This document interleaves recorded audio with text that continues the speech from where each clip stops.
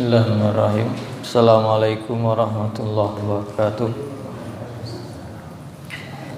Innal hamdalillah nahmaduhu wa nasta'inuhu wa nastaghfiruh wa na'udzu billahi min syururi anfusina wa min sayyiati a'malina may yahdihillahu fala mudhillalah wa may yudlil fala hadiyalah.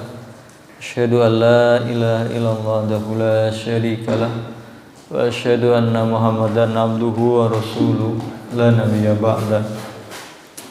Alhamdulillah, segala puji hanya bagi Allah yang telah memberikan kita nikmat hidayah, nikmat iman, nikmat Islam, nikmat rasa syukur, nikmat ketaatan, nikmat semangat, nikmat kesehatan, nikmat kekuatan, keinginan untuk menjalankan semua perintah Allah dan menjauhi segala yang dilarang oleh Allah Subhanahu wa taala.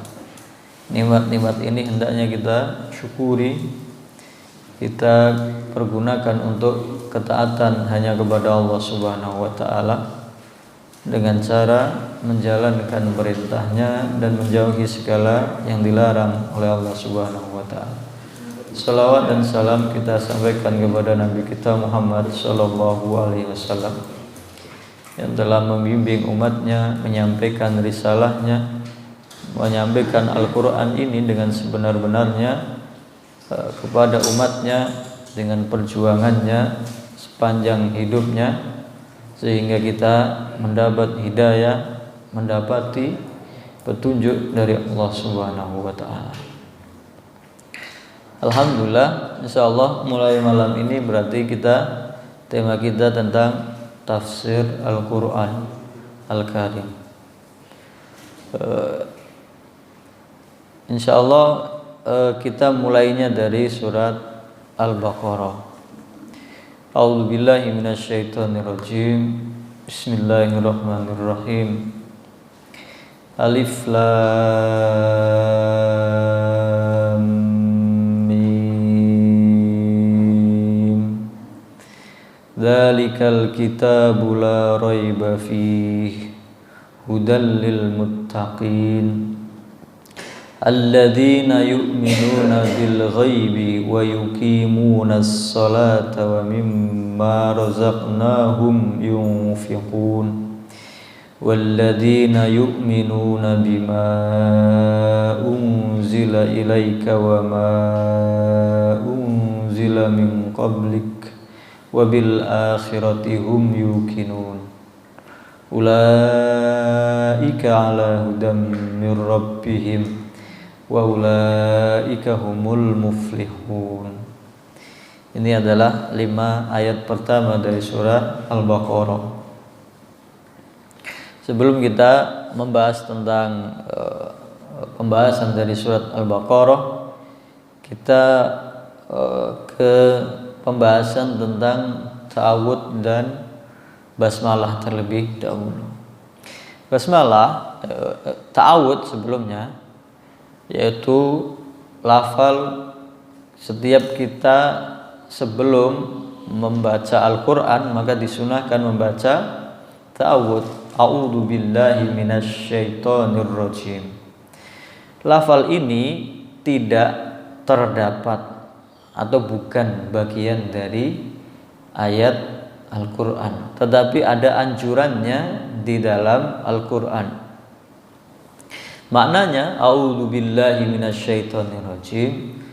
Aku berlindung kepada Allah Subhanahu wa taala dari syaitan yang terkutuk, yang terlaknat, yang dijauhkan dari rahmat Allah Subhanahu wa taala. Kalau kita takut terhadap sesuatu, kalau kita ingin menghindari bencana, malapetaka atau bahaya dari sesuatu, entah itu makhluk hidup ataupun benda mati, maka hal yang paling layak kita lakukan adalah berlindung kepada pemiliknya. Maka kita berlindung kepada Allah Subhanahu wa ta'ala. Kita takut kepada makhluknya, maka kita berlindung kepada Allah Subhanahu wa taala yang Maha mengetahui dan menguasai, yang mengatur segenap makhluknya. Kalau kita berlindung kepada Allah Subhanahu wa taala, sang pemilik, sang pencipta yang mengatur semuanya, yang memelihara, yang menjadikan ini semua, maka insya Allah kita berlindung kepada Zat yang Maha kuat, Maha tinggi, Maha bijaksana, yang Maha sempurna, Maha kuasa.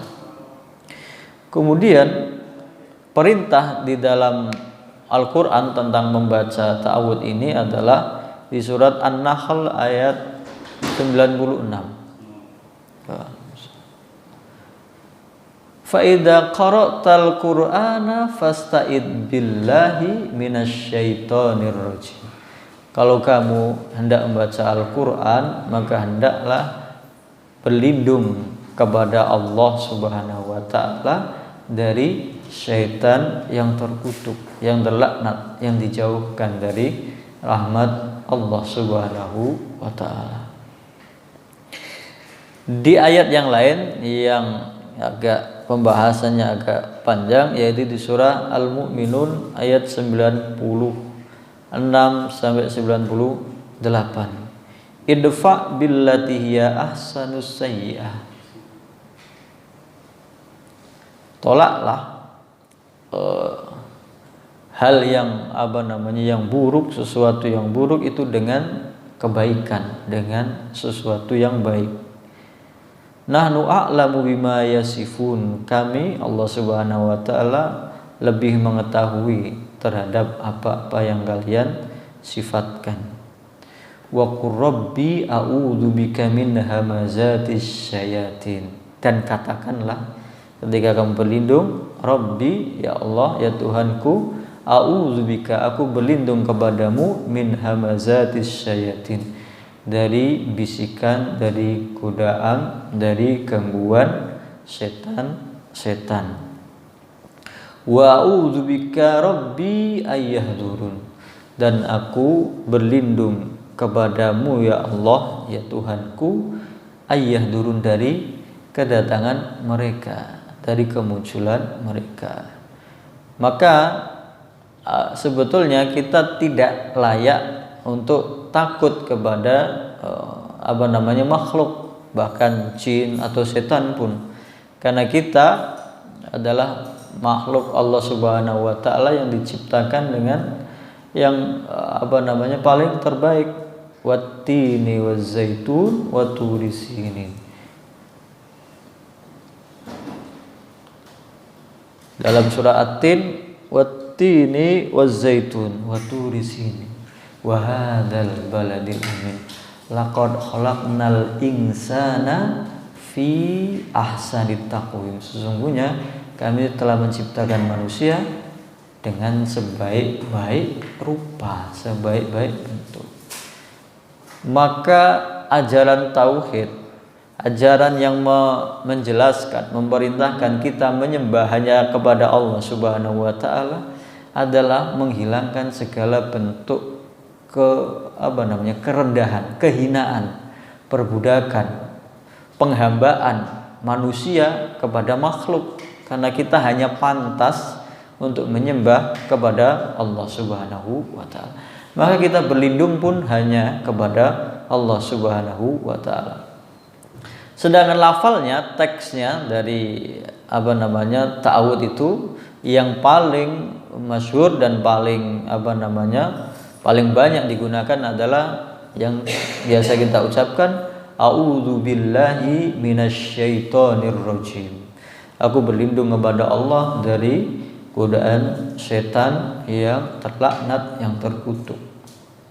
Tetapi ada juga lafal-lafal yang lain yang diajarkan oleh Nabi Shallallahu Alaihi Wasallam. Misalnya, a'udzu billahi samiil alimi minasyaitonir rajim. Aku berlindung kepada Allah yang Maha mendengar, Maha mengetahui dari godaan setan yang terkutuk. Ini diantara lafal ta'awudz. Kemudian ta'awudz ini adalah sesuatu yang disunahkan dalam membaca Al-Quran. Dan isti'adzah itu dalam pendapat jumhur ulama, dalam pendapat mayoritas ulama adalah sesuatu yang sangat dianjurkan dibaca ketika seseorang itu mau membaca Al-Quran, atau bahkan ketika menempati atau melewati sesuatu tempat yang kita anggap itu kita takut ada jin atau setannya. Nah, ini secara jumhur ulama mengatakan ini adalah sunnah. Kemudian bagaimana ketika di dalam sholat? Dalam sholat ada salah satu imam dari madhab yang 4, yaitu pendapat Malikiyah, Imam Malik. Bahkan pendapat Imam Malik mengatakan membaca ta'awud dan basmalah ini ketika dalam sholat, yaitu sebelum Al-Fatihah, itu tidak dianjurkan, bahkan mereka mengatakan makruh. Makanya kalau madhab Malikiyah ini ada di Madinah atau di mana Afrika bagian barat itu utara, seperti Libya, seperti Maroko, Tunisia, itu orang ketika sholat itu langsung alhamdulillah, nggak ada ta'awud, nggak ada basmalah. Ini salah satu pendapat imam. Kemudian pendapat yang lain, yaitu jumhur ulama atau yang Hanafiyah, ta'awud itu hanya di awal rakaat pertama saja, yaitu a'udzu billahi minasyaitonir rajim, itu ketika awal rakaat pertama sebelum membaca Al-Fatihah. Pendapat Syafi'iyah dan Hanabilah, Ahmad bin Hanbal, disunahkan ta'awud sirri. Sirri itu lirih di setiap rakaat sebelum membaca. Nah, ini sebelum membaca Al-Fatihah. Berarti rakaat kedua disunahkan, rakaat ketiga disunahkan. Ini tentang ta'awud. Ucapan a'udzubillahi minasyaitonirrajim. Kemudian basmalah. Bismillahirrahmanirrahim. Dengan menyebut nama Allah atau dengan nama Allah yang Maha Pengasih dan Maha Penyayang. Ini sebetulnya kalau dibahas ini nanti termasuk kita pembahasan tentang tafsir dari surah Al-Fatihah. Tapi kita sepintas saja di sini. Arti dari bismillah yaitu bismillahirrahmanirrahim, dengan menyebut nama Allah yang Maha Pengasih lagi Maha Penyayang.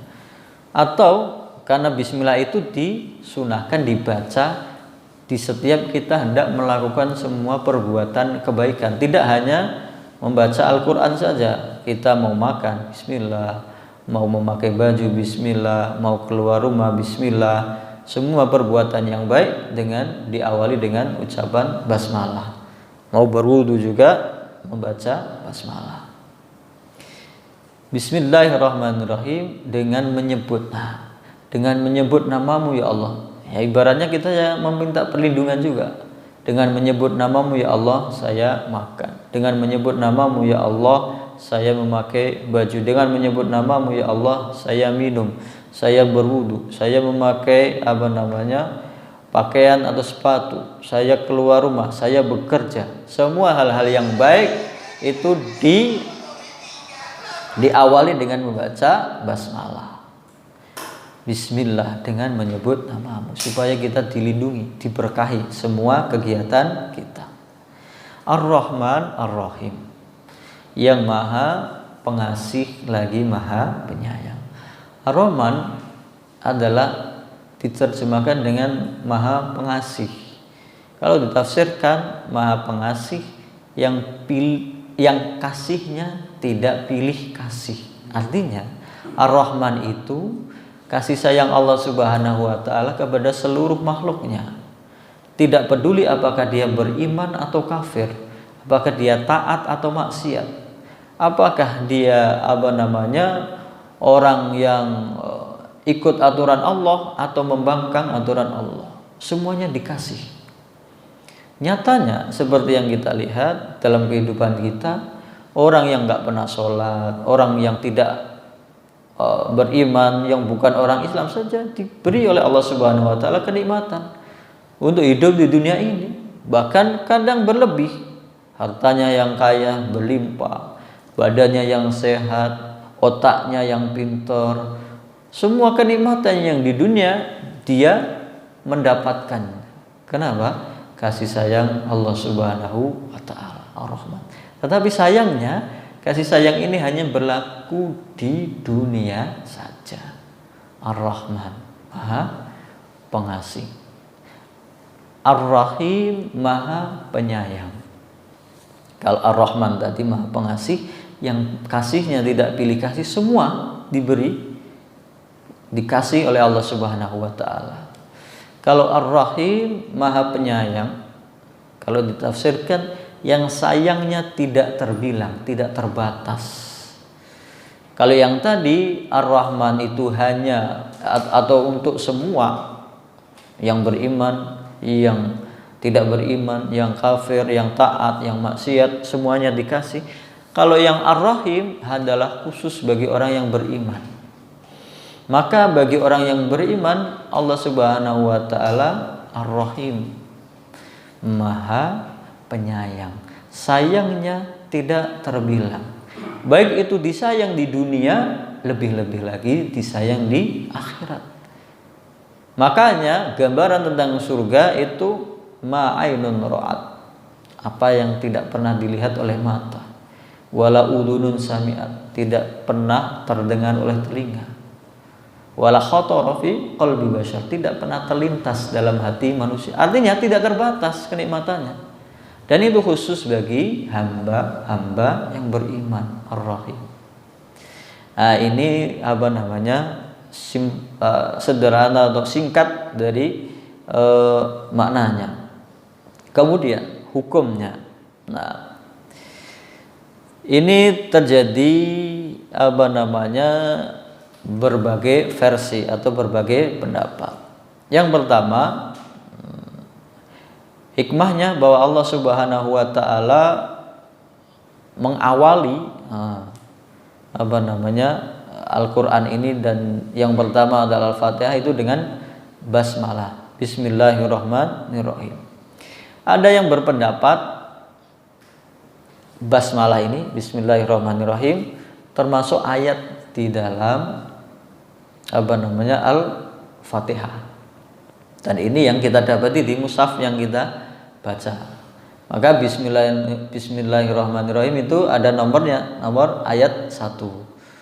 Alhamdulillahirabbil alamin nomor 2 sampai 7 ayat di surat Al-Fatihah. Tapi ada yang membuat pendapat bahwasanya bismillah tidak termasuk dalam surat Al-Fatihah. Ayat pertamanya adalah Alhamdulillahirabbil alamin. Kedua Ar-Rahmanir-Rahim. 3 Maliki Yaumiddin. Keempat Iyyaka na'budu wa iyyaka nasta'in. Ihdinas siratal mustaqim. Nah, keenamnya siratal ladzina an'amta alaihim. Ghairil maghdubi alaihim waladdallin. Ayat ketujuhnya. Jadi tetap ayatnya jumlahnya 7, tapi bismillah tidak termasuk. Kemudian ada yang berpendapat bismillah itu termasuk dalam semua surat. Termasuk ayat dari semua surat. Kenapa? Karena Nabi SAW pernah itu ketika beliau sedang berbincang-bincang dengan para sahabat, sedang bermajelis, tiba-tiba kayak orang tidak sadar, kayak merenung atau sedang turun ayat atau surat kepada beliau sallallahu alaihi wasallam. Begitu tersadar, kemudian Nabi sallallahu alaihi wasallam tersenyum. Ketika tersenyum, para sahabat bertanya, ma adhakaka ya Rasulullah, apa yang membuatmu tertawa wahai Rasulullah? Nah, kemudian Nabi SAW bersabda, menjawab, nazalat alayya anifan surah. Nah, tadi aku termenung sebentar itu telah turun kepadaku satu surat. Nabi kemudian membaca, faqara'a bismillahirrahmanirrahim, inna a'tainakal kautsar fasholli lirabbika wanhar inna syani'aka huwal abtar. Dia membaca bismillahnya, berarti ini menurut pendapat sebagian ulama berarti termasuk ayat dari semua surat kecuali surat At-Taubah. Tapi pendapat mayoritas bismillah ini hanya ikut dalam surat Al-Fatihah saja. Yang lain adalah pembatasnya. Bismillah ini pembatasnya. Dan semua surat di dalam Al-Quran jumlahnya berapa? 114 surat. Semuanya diawali dengan basmalah, bismillahirrahmanirrahim, kecuali surat At-Taubah. Berarti jumlahnya berapa? 114 tetap. 114 tetap. Kurang satu. Itu di surah An-Naml ayat 30. Wa innahu min Sulaiman wa innahu bismillahirrahmanirrahim. Berarti tetap 114. Berarti semua ulama sepakat bahwasannya basmalah, bismillahirrahmanirrahim, termasuk ayat di dalam Al-Quran. Nah, ada yang mengatakan sebetulnya di awal At-Taubah itu sebetulnya dulunya awalnya itu ada basmalahnya. Kemudian ada ayat tentang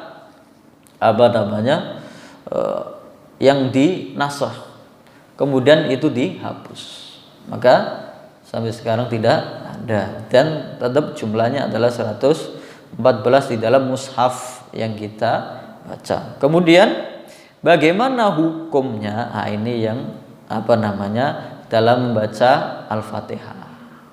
Makanya ini beberapa pendapat. Pendapat pertama yang Malikiyah tadi, sama sekali nggak dibaca, nggak jahar, nggak lirih. Pokoknya kalau baca Al-Fatihah langsung alhamdulillah tanpa bismillah. Nah, pendapat yang tiga semuanya membaca bismillah dalam Al-Fatihah. Cuman cara membacanya yang berbeda. Pasti dibaca. Tapi yang madhab Syafi'iyah dibaca kalau dalam sholat. Kalau sholatnya sirri berarti dibaca sirri, jelas ya kan. Tapi kalau sholatnya jahar dibaca jahar, dibaca keras. Itu madhab Syafi'iyah. Yang dua lagi itu dibaca tapi lirih. Yang jahar dimulai dari alhamdulillah. Kalau saya di sini tadi atau setiap ngimami di sini, saya tetap baca tetapi lirih. Kemudian alhamdulillahnya itu yang dijaharkan, dikeraskan. Nah, ini tentang basmalah, tentang hukum membaca basmalah. Kemudian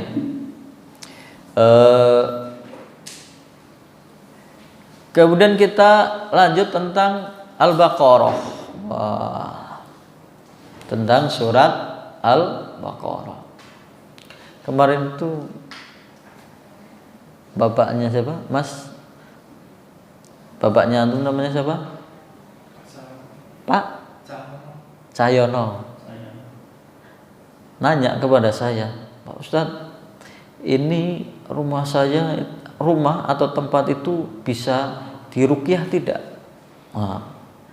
Apakah kalau ada gangguan setan atau jin bisa diruqyah? Jawabannya itu ada dalam keutamaan surat Al-Baqarah, keistimewaannya. Dalam hadis disebutkan, Iqra'u surat Al-Baqarah. bacalah oleh kalian surat Al-Baqarah. Fa inna akhdaha barakah, karena mengambilnya adalah keberkahan. Wa tarkaha khasarah, meninggalkannya adalah kerugian. Wala yastati'uha al-batalah, dan tidak akan sanggup bisa mengalahkannya sihir. Begitu juga hadis yang lain ya lebih sahih, la taj'alu buyutakum maqabir, jangan kalian jadikan rumah kalian seperti kuburan. Seperti kuburan. Kuburan yang sepi, nggak ada orang di situ, nggak ada baca Al-Quran, tidak ada tidak ada orang sholat, bahkan dilarang sholat di kuburan. Kemudian inna syaitona yunafiru minal baiti atau yaghfiru minal baiti allati tuqra'u fihi surat al-Baqarah. Sesungguhnya setan itu lari dari rumah yang dibacakan di dalamnya surat Al-Baqarah.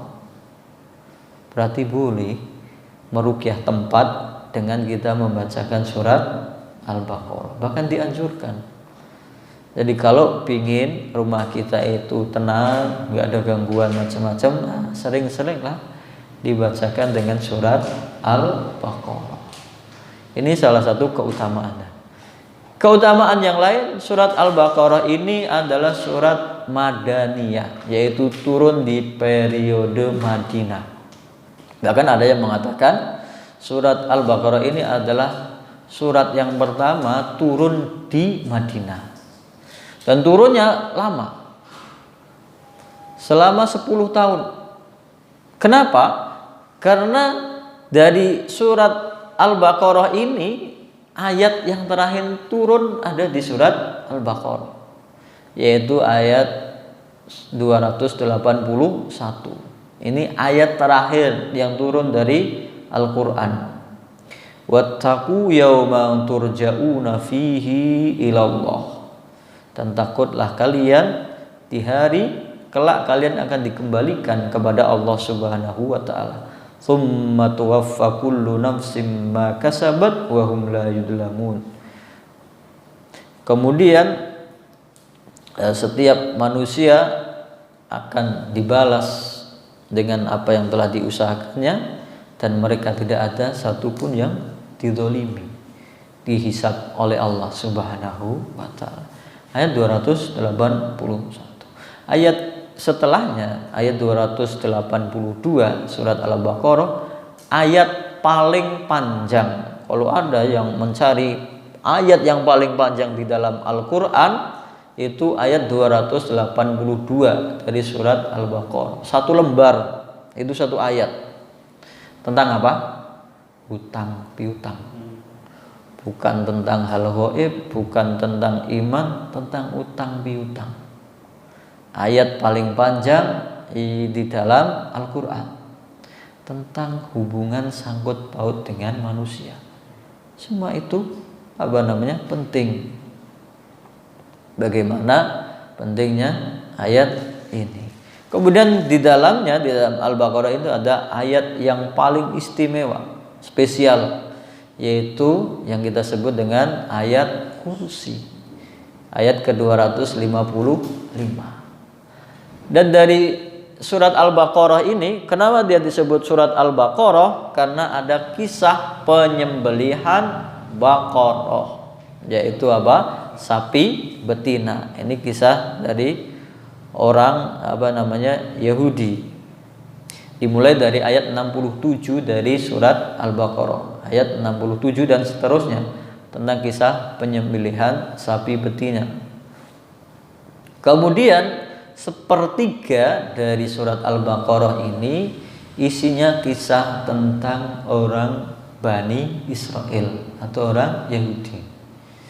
Sepertiga dari surat Al-Baqarah tentang Bani Israel, kisah dari Bani Israel, dari ayat 47 sampai 123 tentang Bani Israel.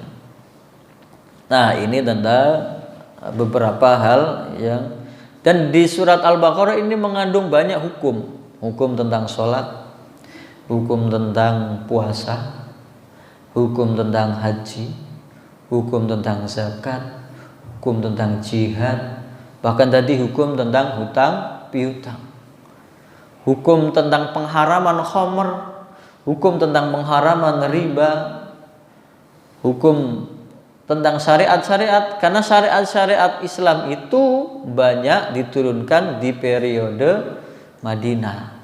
Di periode Mekah selama 13 tahun lebih menekankan kepada keimanan, tauhid, akidah.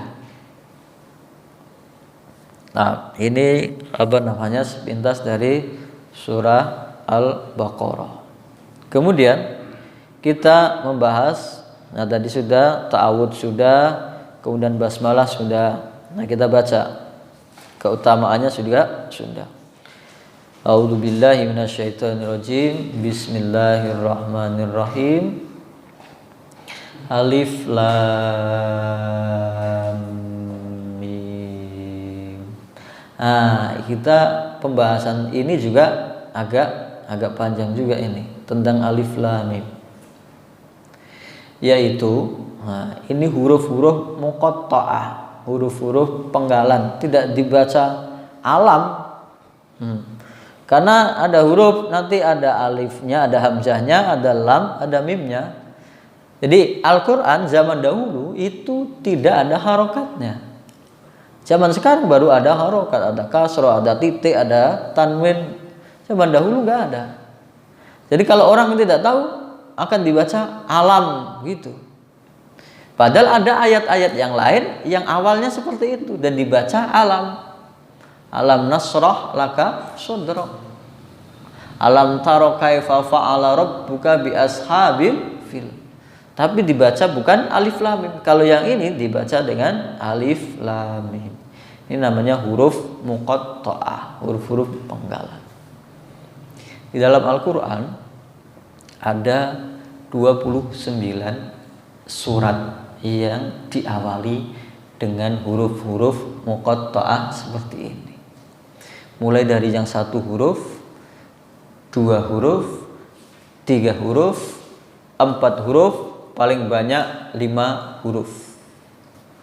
Kita awali yang 1 huruf.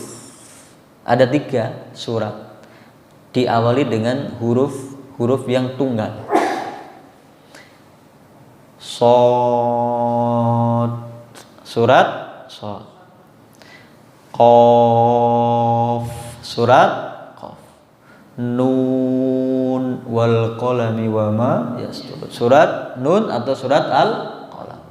Berarti ada 3 surat yang diawali dengan 1 huruf muqatta'ah. Surat Shad, surat Qaf, surat Al-Qalam atau Nun. 3. Sisa 26. Kemudian ada yang 2 huruf.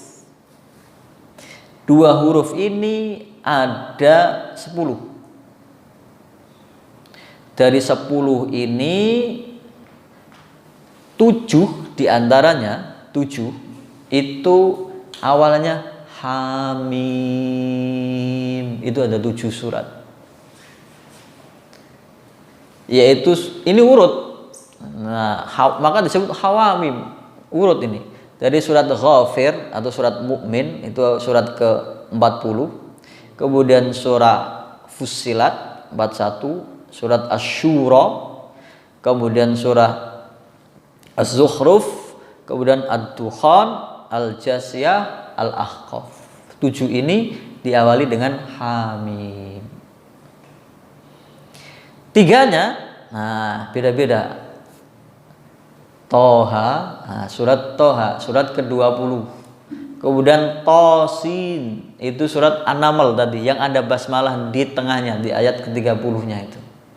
Kemudian yang ketiga adalah Yasin.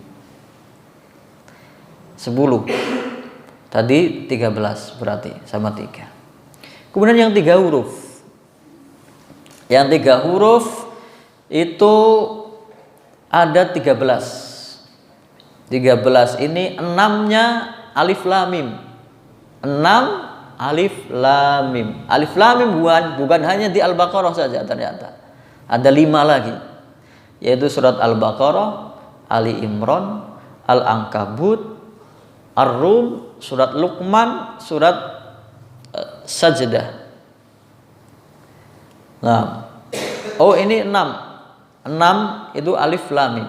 Ya tadi 6 Al-Baqarah, Ali Imran, Al-Ankabut, Rum, Luqman, dan As-Sajdah. 6.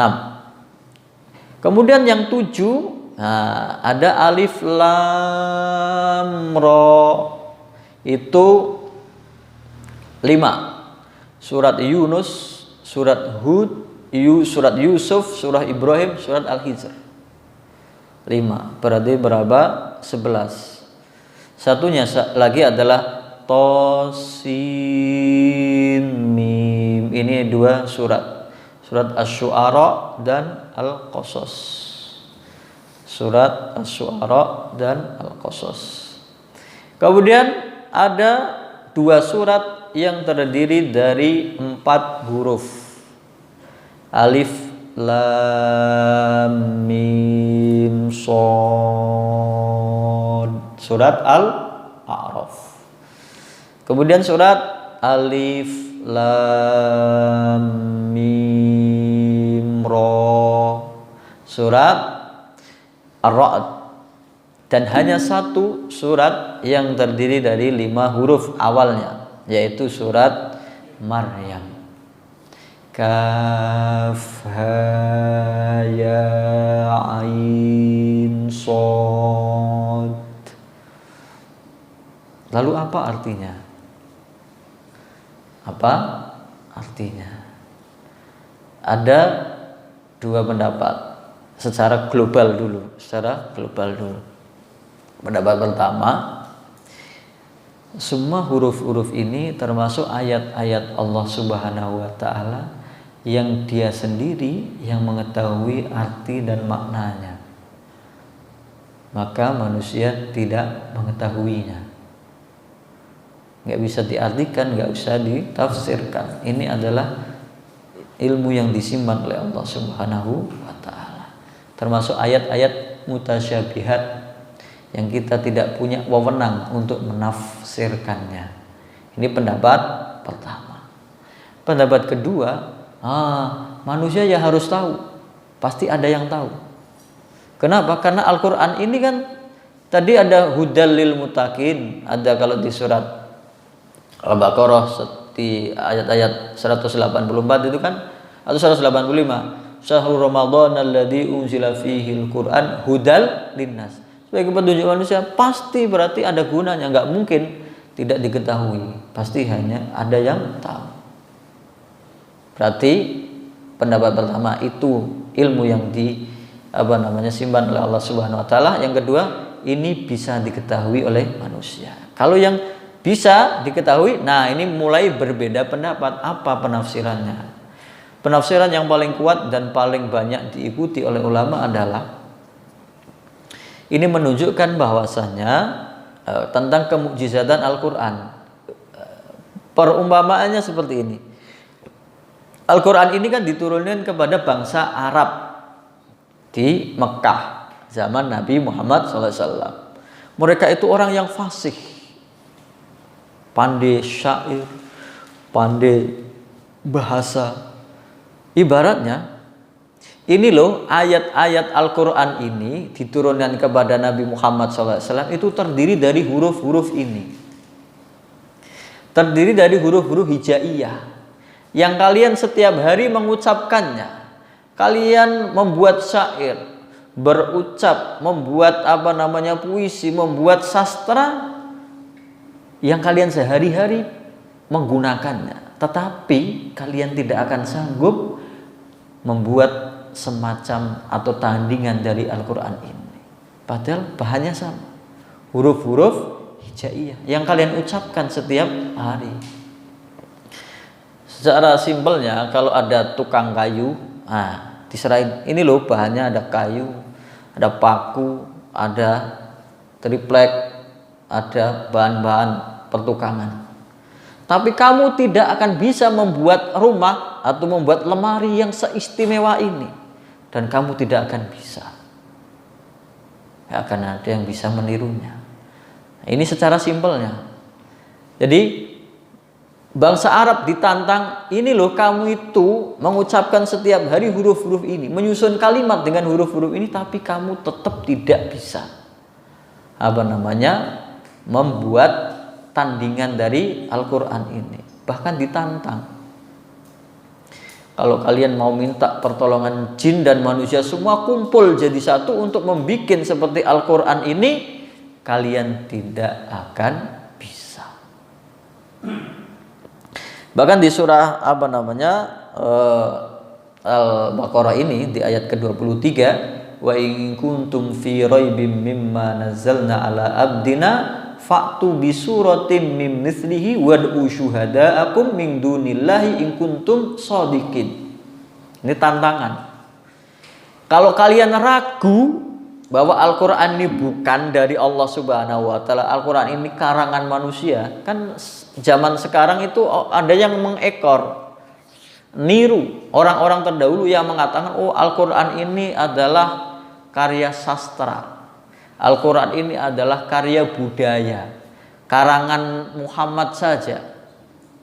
Nah, ditantang di ayat 23 surat Al-Baqarah, wa in kuntum, kalau kalian fi raibim, dalam keraguan-raguan, mimma nazzalna ala abdina, dari apa yang kami turunkan kepada hamba kami, yaitu kepada Nabi Muhammad SAW, fa'tu bisurah, tidak ditantang, tidak membuat satu kitab seperti Al-Quran, bukan satu surat saja.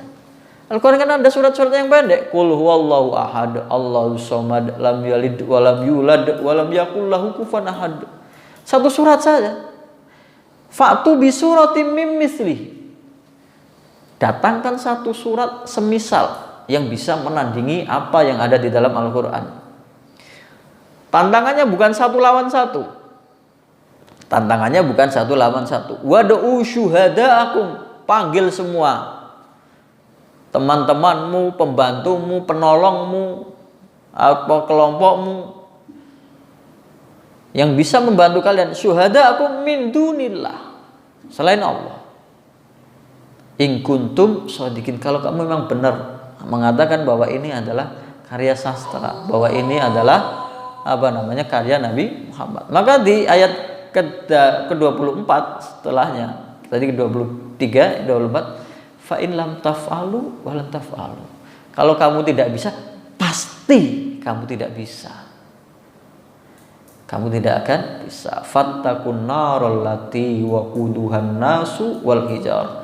Maka takutlah kalian kepada api neraka yang bahan bakarnya dari manusia dan batu-batuan. Uiddat lil kafirin, yang dipersiapkan bagi orang yang kafir. Ini alif lam mim. Ini pendapat mayoritas bahwa ini loh, Al-Quran ini terdiri dari huruf-huruf hijaiyah yang kamu biasa ucapkan, tapi kamu tetap tidak bisa membuat semisalnya, walaupun satu surat yang pendek sekalipun. Pendapat yang lain, ada yang mengatakan huruf-huruf ini adalah nama-nama Allah dan nama-nama Rasul, yaitu nama-nama Rasulnya. Maka kan ada yang mengatakan Yasin itu nama Nabi Muhammad, tapi itu ya pendapat, nggak tahu asalnya. Seperti Toha, ada yang mengatakan itu nama atau penyebutan Nabi Muhammad. Nah, alif lam mim, ada yang mengatakan menafsirkan alif lam dari lafaz Allah Subhanahu wa Ta'ala, mim dari lafaz Muhammad sallallahu alaihi wasallam. Nah, inilah pendapat. Ada yang mengatakan itu nama-nama Allah dan Rasulnya. Ada yang mengatakan ini semua hanyalah nama-nama Allah Subhanahu wa Ta'ala.